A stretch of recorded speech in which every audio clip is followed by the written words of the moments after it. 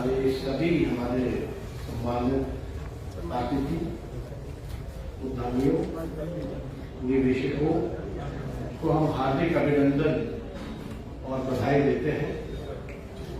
साथ ही साथ मंच पे बैठे हमारे industry minister Sameer Kumar Mahaseth ji, Shri Narendra Kumar chairman CII Bihar, doctor Sunil Kumar ji, Pramod Sharma ji, Sachin Chandra ji, S. Roy Chaudhary sahab ji और सभी यहाँ हमारे भाइयों बहनों, आप सब लोगों का अभिनंदन है। और बड़ी खुशी की बात है कि आज पटना में दूसरी बैठक CII की हो रही है, ईस्ट इंडिया समिट 2022 का, और सब लोग ब्रेनस्टॉर्मिंग में लगे हुए हैं। सब लोगों का लक्ष्य है कि बिहार में निवेश कैसे आए, कैसे हम और बड़े इंडस्ट्रीज को यहाँ लाए, चाहे हर कोई सेक्टर हो, चाहे एग्रो बेस्ड हो, चाहे आपका IT का क्यों ना हो, सेज पार्क क्यों ना हो, IT पार्क क्यों ना हो, चाहे फूड प्रोसेसिंग यूनिट्स का क्यों ना हो, तो हर एक सेक्टर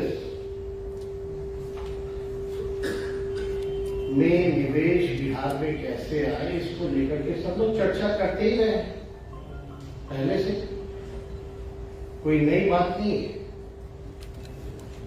लेकिन चिंता का विषय है कि हम बैठ के करते हैं लेकिन नतीजा क्यों नहीं निकलता। क्या जो पहले सिचुएशन था वो आज भी है कि नहीं। सब लोग जानते हैं कि बिहार पॉपुलेशन और डेंसिटी पूरे देश में लगभग अधिक है, और हमारा आप कह सकते हैं 13 करोड़ आबादी है और थर्ड कंज्यूमर स्टेट है। यानी अगर यहाँ इंफ्रास्ट्रक्चर दिया जाए, सिक्योरिटी दिया जाए, आपको जमीन दिया जाए, प्रॉपर बिजली दी जाए और सरकार फ्लेक्सिबल रहे, फ्यूचरिस्टिक रहे, ताकि हम आगे आने वाली संभावनाओं जो होगी उसमें भी विस्तार कर सके, तो लोग आएंगे। अभी तक आप देखिएगा जब लोग आएंगे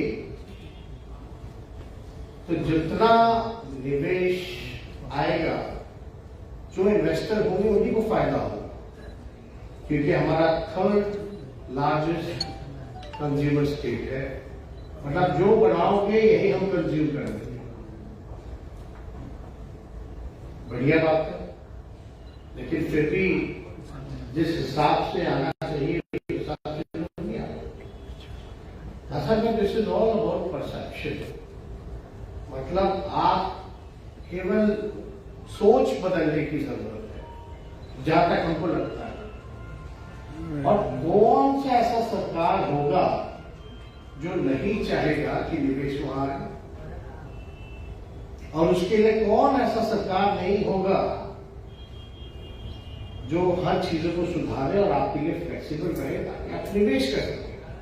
it's just a matter of thought.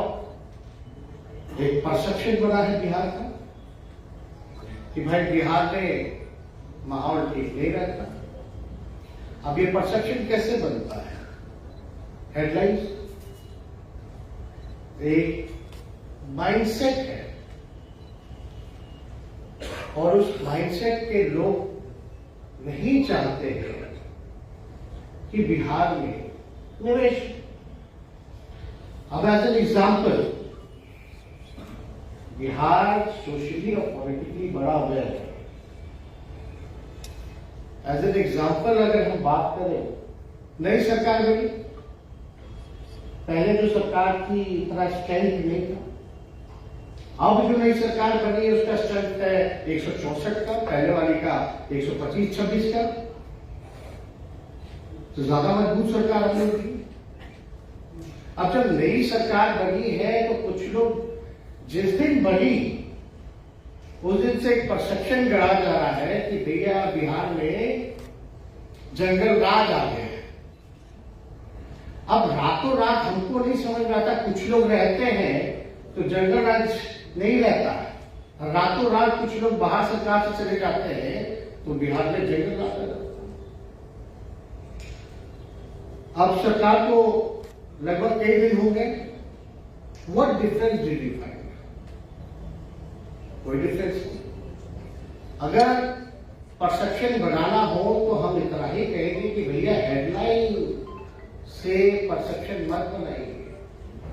आप लोग तो निवेश करते हैं किसी चीज में तो पूरा स्टडी करके, रिसर्च करके, एनालाइज करके आप निवेश लगाते हैं कि आपको फायदा होगा नहीं होगा।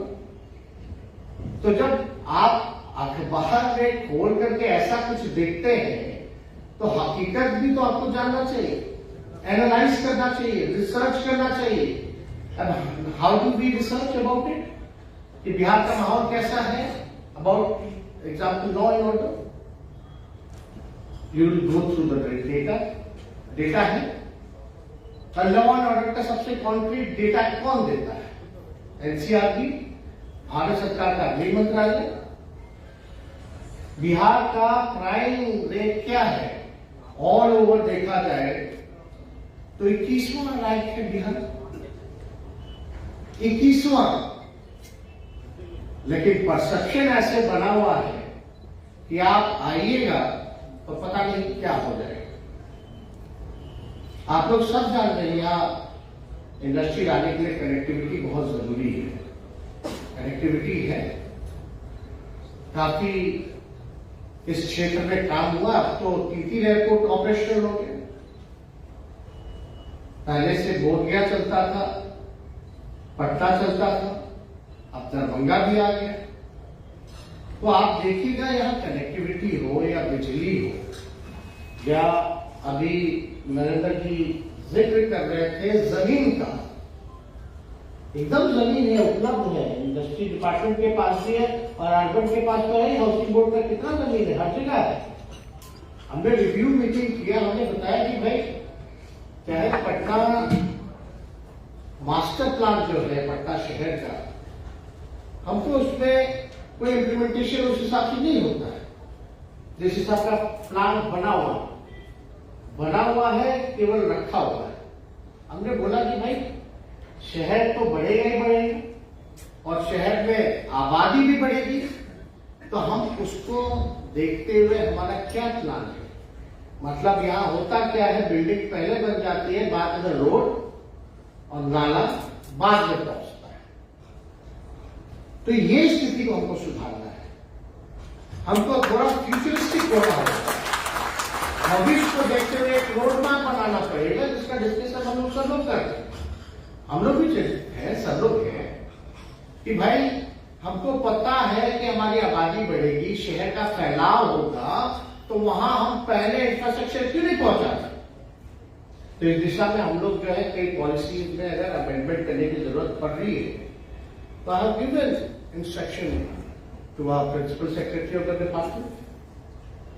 हम लोग चाहते हैं क्लस्टर वाइज हो, जितना इंडस्ट्री आए क्लस्टर वाइज जो है वो होना चाहिए।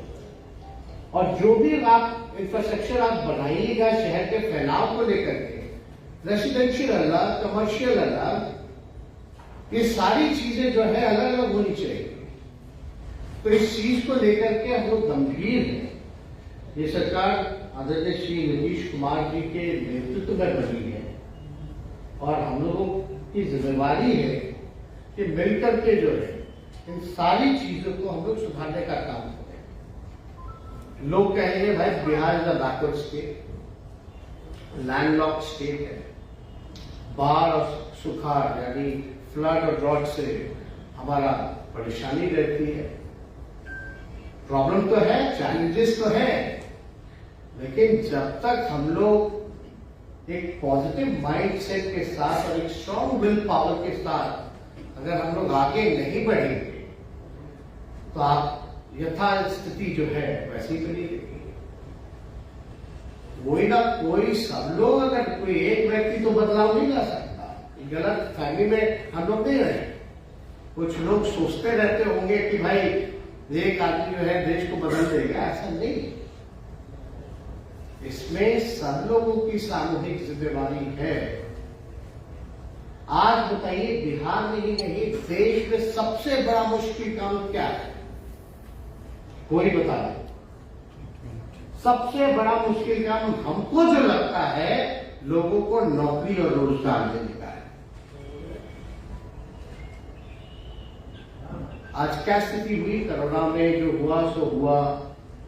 कई स्मॉल स्केल डिमोनेटाइजेशन में क्या हुआ, ये सब लोग भूल गए। कौन सी पॉलिसी अच्छी है, नहीं है, इस पे कोई चर्चा नहीं। आज सब कोई चुप है। किसी की हिम्मत नहीं कि डिमोनेटाइजेशन, जीएसटी के बारे में कोई बोल करके दिखा दे। नहीं बोल सकता। अब जहां बोलिएगा वहां पीछे लोग पड़ जाएंगे। कौन कौन तरह तरह का तंत्र आएगा आपके इंडस्ट्री को बर्बाद करें। अब तो हम लोग तो देखे कोरोना में टेक्सटाइल इंडस्ट्री का क्या हुआ पूरे देश भर में। चैलेंजेस है।